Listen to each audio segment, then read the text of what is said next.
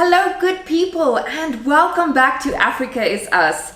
I hope you had an amazing break and I wish you all the best for 2019. But a few interesting things have happened since we last spoke, and I thought it absolutely prudent to just relay those stories here on Africa is Us. The first, of course, being the slaughtering of the sheep on Clifton Beach during December 2018. The second being the separation of white and black children on their first day of school in a school in Northwest Province. That's definitely one for us to look into. However, we can't discuss them both at the same time, so I will be looking at the slaughtering of the sheep today, and then we will be moving on to the issue of the school in the Northwest Province next week, so be sure to look out for that. Right, let's get going.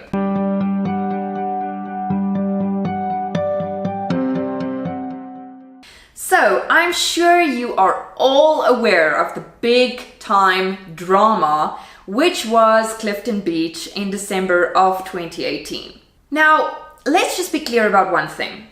The entire circumstance leading up to the protest is still unclear. Some people say that private security, along with the SAPS, descended upon beaches and just asked black people to leave the public beach. This is Clifton Beach 4. Others say there was drunk and disorderly behavior, knife fights breaking out. The police came to the beach, accompanied by only a few private security guards, and everybody was requested to leave the beach. Now, as you can see, this creates a different scenario. Was it the one or the other? We don't know. So I'm not going to go into that whole argument. I'm just going to give you 3 main points that came out of this situation for me, and I'm going to discuss those. Let's look at the first point. Let's make a few assumptions, shall we? Firstly, let us assume that the SAPS and the private security company descended on the beach and just asked black people to be or to remove themselves from this public beach.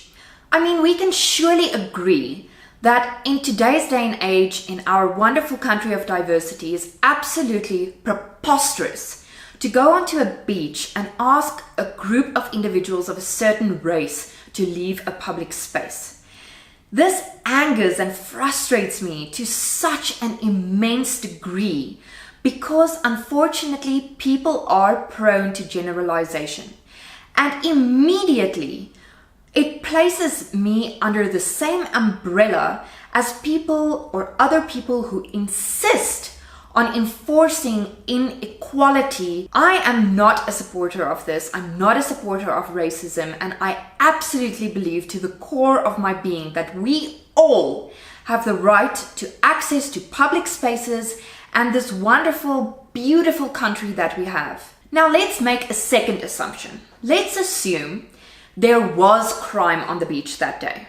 Let's assume there was drunk and disorderly behavior, and there was perhaps even knife fighting taking place. Now, this is not an unreasonable assumption to make. It's December. People are on holiday. People want to party, let loose, have a good time. So it's not too far-fetched to imagine that there could have been a situation where things may have been getting out of hand. So let's talk to the second assumption. Now, come on, people. Surely we can assume, if that was the situation, that of course that could have been reasonable, because we also have to respect the right to freedom and security of the people of this country.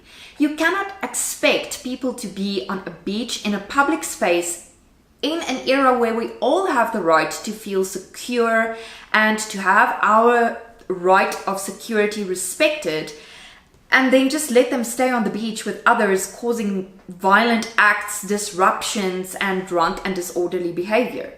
Surely it is then within the SAPS's mandate to come onto the beach and ask these people to remove themselves because of this situation, because they need to act to protect us as citizens of this country.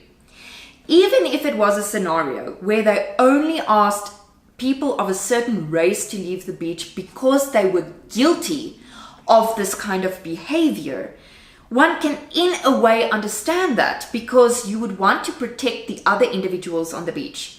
Now listen very carefully. I'm saying this in the regard that any group of people from any race could have been guilty of this form of behavior. It is illegal, it is prohibited, and it needed to be addressed by SAPS if that were the situation. So that was assumption 2. The third thing I want to talk about here is purely the slaughtering of the sheep on the beach. Now, what this comes down to, what it ultimately comes down to, is a weighing up of rights. So in section 36 of the Constitution, we have the limitation clause. And what this basically means is we have to weigh up the rights of the one against the other, and we have to see, was it a justified infringement on the rights of one or the other? And if it was, is it reasonable in an open, democratic society? Now, quite a number of rights come into play here. First of all, the rights of the protesters. Yes, they have the right to protest. Second, the right to their freedom of belief and opinion, and their right to religious and cultural activities. And this includes their right to religious observances. Now, that then clashes with what others may find offensive and what they would call animal cruelty, the right to a safe environment, which includes the right to promote conservancy, which is obviously, that right is obviously offended by the killing of a sheep on a public beach. Now, even the political parties have stated that it is illegal to slaughter an animal in a public space without the right permits being in place. First of all, the right permits were not in place. So one can say that that should not have happened. Second of all, these protesters have the right, and rightly so, to stand up against any form of discrimination and racism, but it can be argued that they could have done it in a different way. Then we also have the case where this is a respected belief in some cultures. And the offense that would have been given to those that practice these observances and believe in these, because as you will note, the person performing the ritual was the head of a protesting community or some kind of community. I think it was the Fees Must Fall. Not a Sangoma, not a religious practitioner in that way. So would it not then have offended the people who regularly practice these kinds of observances and the cleansing ceremonies if it was not correctly done? And you will see in one of the videos, Sangoma actually speaks to the press and says that this is in a way offensive because the ancestors were not called upon in the correct way, the cleansing ceremony was not done in the correct way, and therefore it could be offensive. Now, I'm not going to offer too many views about this because we have been debating about the weighing up of rights, as I call it, coming down to offending either the one person or the other person, offending one group or the other group. And it's always an argument that goes around in endless circles. But what I will say is, let's take the legalese and the academic and the legislative speech out of this and call it what it is. You either offended somebody or somebody else offended you. Being offended is a subjective experience. What offends me may not necessarily offend you, and what offends you may not necessarily offend me. So how do we get to a conclusion here as to whether this sheep should have been slaughtered on the beach and if the protesters should have merely protested and refrained from slaughtering this sheep? I'm going to leave that up to you. I will leave you with this clip to help your mind wander a little. This is a clip of Jordan Peterson, who you may have heard about.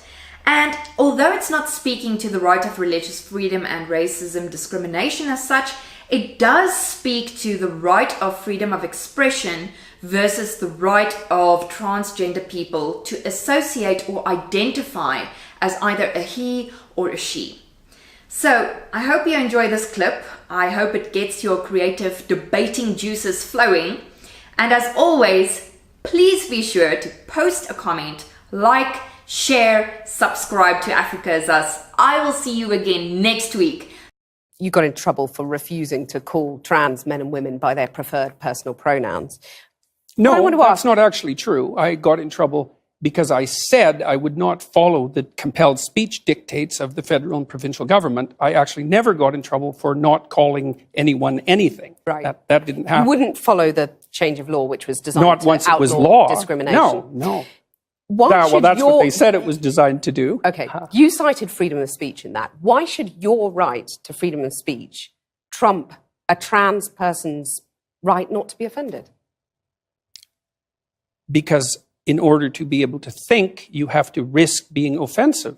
I mean, look at the conversation we're having right now. You know, like you're certainly willing to risk offending me in the pursuit of truth. Why should you have the right to do that? It's been rather uncomfortable. Well, I'm very glad I put you on the spot. Well, I'm very glad that I have exercised my freedom of speech. You get my point. It's like you're doing what you should do, which is digging a bit to see what the hell's going on. So and that is what you should do. But you're exercising your freedom of speech to certainly risk offending me. And that's fine.